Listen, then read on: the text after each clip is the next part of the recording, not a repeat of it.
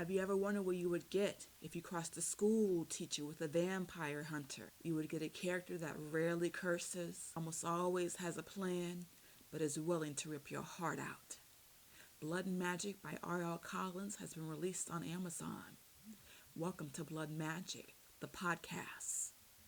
In episode 14, Selina has her first vampire interrogation.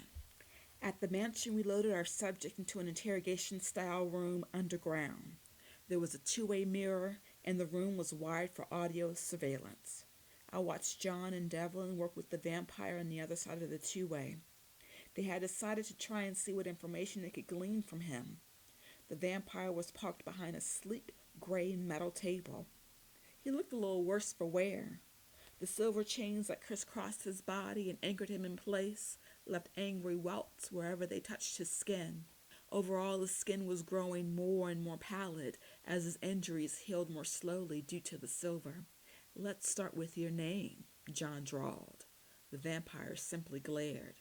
"You can make this easy on yourself, or you can make it painfully hard," Devlin warned. He had some sort of black kit wrapped in black fabric in front of him.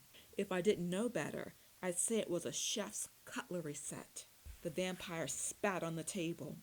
Devlin jumped up and stomped around the table to jerk the vampire to his feet. He reached into the back pocket of his jeans and pulled out a wallet. The vampire shouted obscenities at him and tried to snap at him with his teeth. Devlin threw the wallet down on the table and shoved the vampire back down into his seat. John began to rifle through the contents of the wallet. "Tim Johnson, 7923 Van Buren Street, Apartment 3A. Born December 13th, 1981. He smiled at the prisoner and flipped towards the back of the wallet, pulling out wads of money. There were $100 bills and 20s. "You're well paid for a bloodsucker. What is your day job?" John laughed at his own corny joke. "Are we going to find more monsters like you in apartment 3A? Devlin asked. The vampire remained silent and seemed to prefer shooting daggers with his black eyes. Devlin turned to John. "Well, looks like he wants to do this the hard way." "More fun for us?" John grinned. Devlin unrolled the chef's pack to reveal an assortment of silver blades and other tools that looked like they could be used for surgery. He pulled out a gleaming skewer that had to have been at least a foot long and an inch thick. The vampire's hard veneer cracked, just a little. As he glanced at the implement, Devlin returned to stand behind the vampire with the skewer in hand and ripped the thing's pretty blue Ralph Lauren shirt all the way down to his navel. He positioned the skewer over his left shoulder, just below the clavicle. The probe sizzled at contact. The vampire stifled a groan. "So, Tim, are we going to find any more vampires at apartment 3A? Devlin growled low down in his ear. I didn't know vampires could sweat, but a bead of it formed at Tim's temple, and it coursed its way down his face. Devlin lost his patience and used his superhuman strength to shove the skewer violently through Tim's flesh.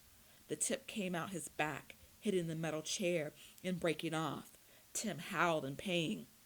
"Yes, there are 2 others," Tim screamed. "Where are they now?" John leaned forward, eager for the rush of information. "They patrol the southern end of the city. They should still be out hunting," Tim wheezed. "They will come looking for me when I don't show up before dawn. They'll slaughter you all like dirty pigs."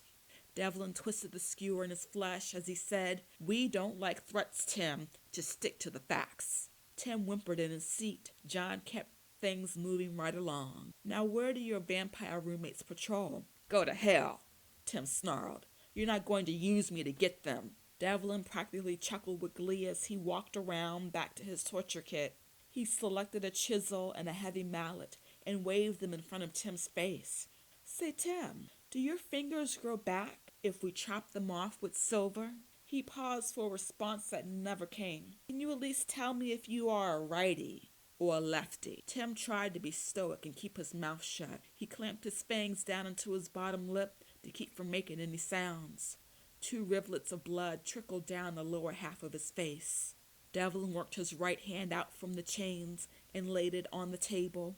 He positioned the chisel and mallet over his index finger. "Where do your friends patrol?" Devlin asked one more time. He raised the mallet and took off the index finger. The finger and blood spurted across the table. Tim yowled with pain and his dark eyes rolled back into his head. "The Bellwood Mall," he hiccuped. "They patrol there every night for the past month." "Tim, you're doing a good job," John said. "Now we have a really hard question for you. I think whole limbs will have to come off if you don't answer this one carefully." Tim's eyes flickered around the room. He was desperate to find a way out. Devlin went back to his torture kit and pulled out a wicked serrated blade. It was meant for sawing through bones and tendons. "What do you know about Marcus's whereabouts?" John asked. "No," Tim shouted. "Kill me! Just kill me! I'm already dead if I tell you that." "Oh, he admits he at least knows something, Devlin said, flashing his eyes on John. John smacked the table. "Ding, ding, ding! We have a winner." Tim was terrified.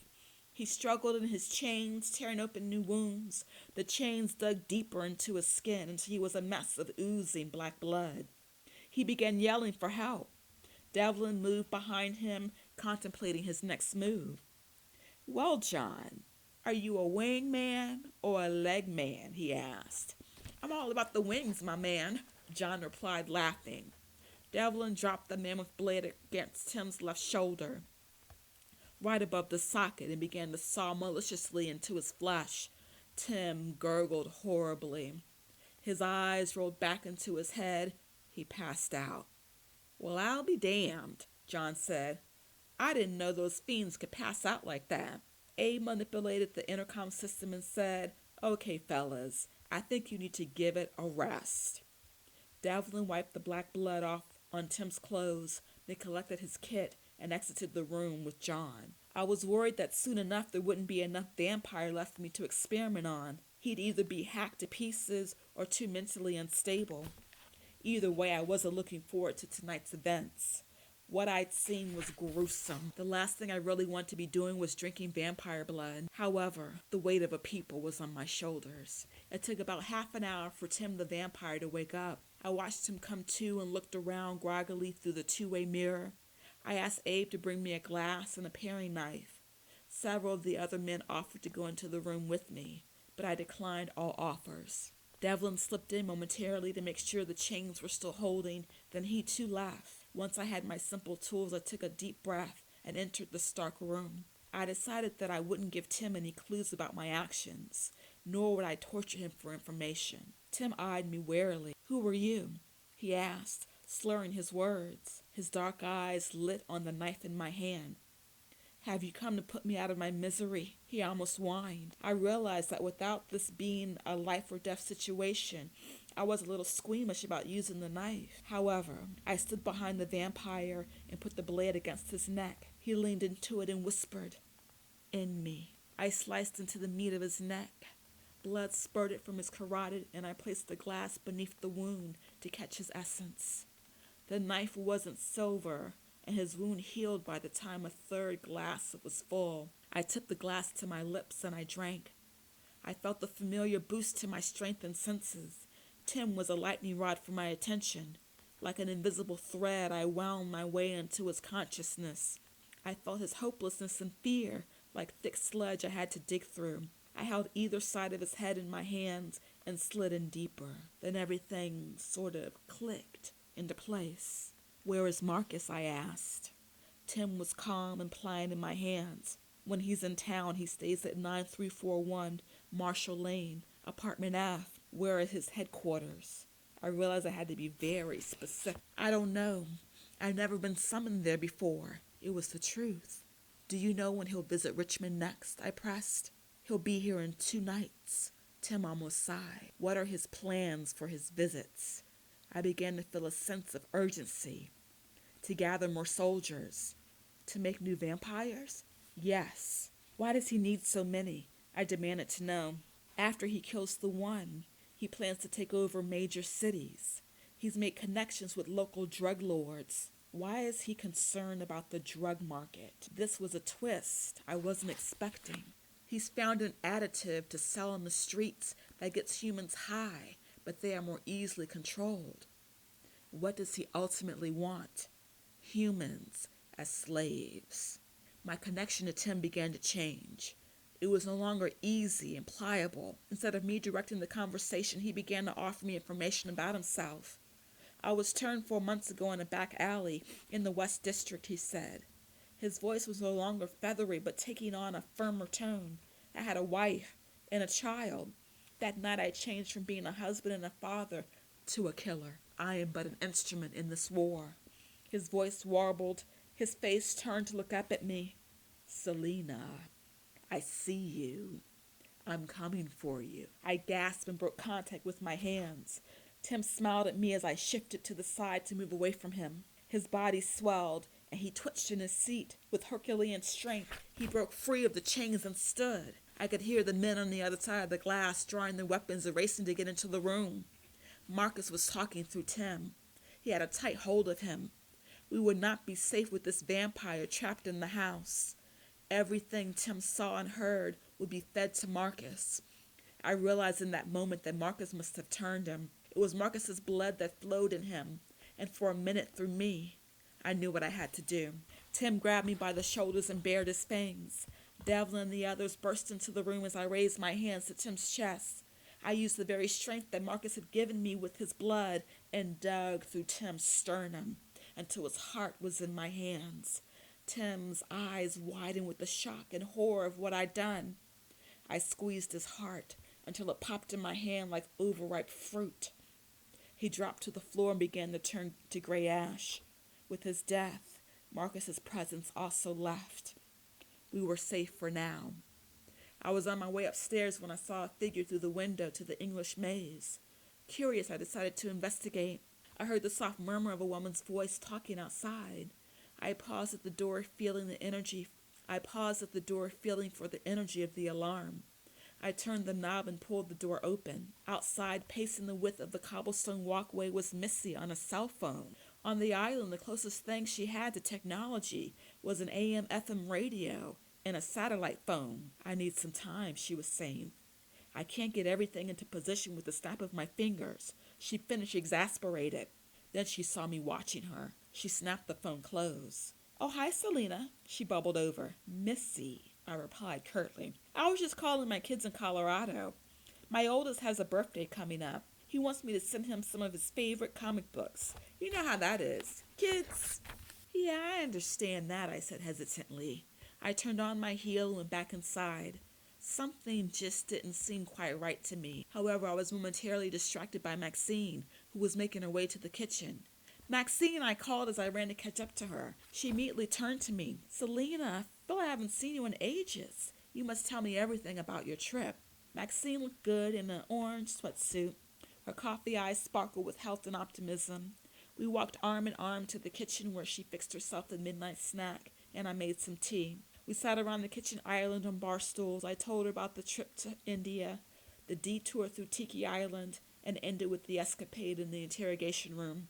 Almost an hour later, she was caught up and she sat there speechless. Then she burst out into laughing. Well, Chica, you've certainly had yourself an adventure. I bet you didn't expect your summer to be quite like this, she said. I was relieved. I imagined that my experiences sounded like pure fantasy to someone who had not lived them. No, I most definitely did not expect all of this. But what is this all leading to? She asked, sobering. Marcus knows you're the one. He knows where this place is. You're right. If you don't go to him, he will come to you, she said, tapping a nail on the countertop. Well, come look. Maxine hopped off the bar stool and led me to the entertainment room. She turned on the TV and flipped through several news channels. Some good has come of this, she began. There haven't been any more boyfriend killings. If I were him, I'd regroup and come straight here. This is the biggest target. I already know we're outnumbered. All we can count on is that he wants secrecy about the vampires. He doesn't want to make such a big showing that the general public is alerted to their existence. Maxine turned off the TV and sat down on the black leather couch. He can make new vampires whenever he needs to. We, however, don't have time to travel the world recruiting new warriors. I need to find his weakness, I said as I plopped down in a beige and black lazy boy. Where can we get him that will hurt the most? Maxine clapped her hands together. Loyalty. These vampires are loyal to him. Is it out of respect or fear? I think it's fear. What could you promise them if you were their leader? Maxine asked, growing more excited. What are you saying? Next to Marcus, you're like a vampire queen. A queen? Yes, you can control them. You can get them to do things they wouldn't ordinarily do. But the effects don't last, I countered. Plus, after what I saw today, Marcus has his own connection to the vampires that he created. You also saw that he used the connection to inspire fear. Yes, I couldn't disagree with that. Make it so they fear you more. For a time, they wanted you alive because they didn't know what you could do. True, but now they're back to wanting me dead. What do they fear from Marcus?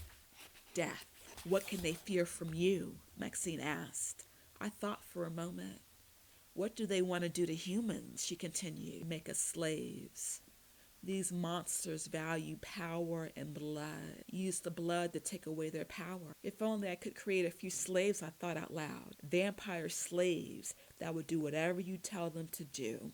And what would I make them do? Act cute and cuddly? I almost laughed at the image that created. Anything. Like walk into the sun and burn themselves up. What you need is publicity. Maxine was fierce in her determination. My very own vampire PR. Exactly. Put on a big show of what you can do and make sure word gets around. You must show them you are bigger and badder than Marcus. What's a little death threat when you can watch your friends be compelled to commit a slow and painful suicide by the sun? It would shake their loyalty to Marcus. I was becoming a believer. And you can't run a kingdom without subjects. We have to find another nest. The wheels were turning in my mind. A big one. Have a few of them do your bidding, then burn themselves up. Maxine was positively gleeful. Terrifying the rest would spread like wildfire. This is like calling Marcus out. Would you rather keep running and hiding, she countered. No, I want to end this. And you can. Pick your stage. After Maxine and I finished our discussion, I left to go find Devlin. He was in the command room with half of the other brothers. They were surveying the city for vampire activity. I shared with him and the others the next steps to bring down Marcus. It took some convincing, but he and the others were on board. The plan would require finding new leads to larger nests in the area between Richmond and D.C. They already had all the technology and surveillance equipment needed to begin such a mission. They needed to look for signs of vampire activity, such as areas with a high number of unexplained disappearances. There were also real estate holdings to search. Vampires loved large abandoned homes in rural communities. The less neighbors, the better. Devlin began assigning units right away. They were all ready to start the night. We retrieved vital intelligence and found homes currently vacant that fit vampire needs. Abe and John would investigate a mansion 5 miles outside the city limits. Those two would check for evidence of vampires. They would stay long enough to confirm whether or not vampires showed up near dawn to retire for the day, then plant surveillance equipment. There was another home 10 miles north of Morrisville. Chow and Gerald were assigned to this task. Devlin dispatched his men with the confidence and ease of a born leader. Then he turned to Maxine and me. You two need more training, he said. No way. Let's leave Maxine out of this, I protested. She can stay here where it's safe. If this doesn't work out, nowhere will be safe for Marcus. There must be something else she can do, I almost pleaded. Tomlin spoke up. Maxine is one of us now. She must be ready to fight. I don't want to be hiding and defenseless, Maxine added. I stubbornly conceded, and we headed down to the hall, to the training room. Devlin, Tomlin, Maxine, and I. The place was just as I remembered. Large, clean, and seemingly innocent. However, the cabinets lining the walls held things that were far from innocent.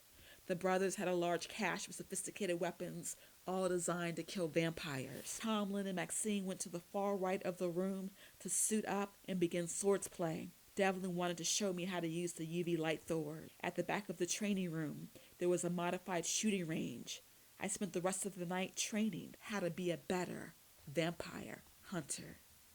Thank you for listening.